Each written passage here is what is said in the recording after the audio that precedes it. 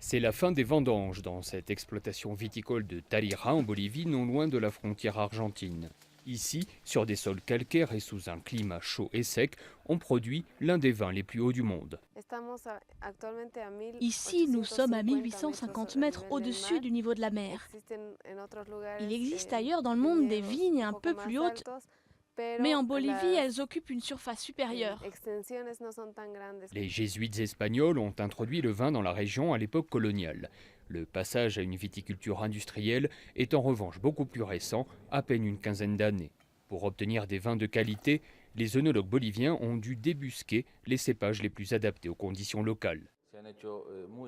Nous avons réalisé de nombreuses micro-vinifications avec plusieurs variétés et les cépages qui se sont les mieux adaptés sont le Cote, le Merlot, le Tana qui fonctionne aussi très bien ou bien encore le Petit Verdot, ce qui nous donne des vins avec beaucoup d'arômes de fruits rouges comme la myrtille ou la prune.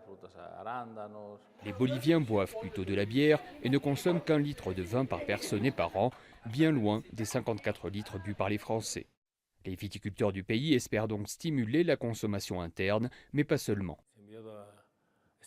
Nous avons exporté aux États-Unis, au Canada ou encore en France, mais dans des petits volumes. Nous pouvons parler de vins d'altitude, ce qui nous offre un créneau marketing pour la commercialisation que nous, Boliviens, n'avons pas encore exploité. L'activité vitivinicole bolivienne pèse aujourd'hui environ 35 millions d'euros et fait vivre directement quelques 4000 familles. Une bonne santé qui rejaillit sur d'autres secteurs de l'économie locale. Ainsi, le tourisme œnologique est devenu le principal produit pour attirer les visiteurs dans la région. Nous commençons à recevoir des réservations nationales et internationales spécialement pour notre circuit des vins.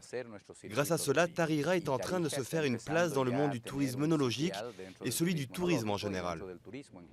Depuis les contreforts de la cordillère des Andes, il reste encore au vin de Tarija quelques sommets à gravir pour se faire une place à la table des grands crus. Pas de quoi freiner les espoirs des Boliviens.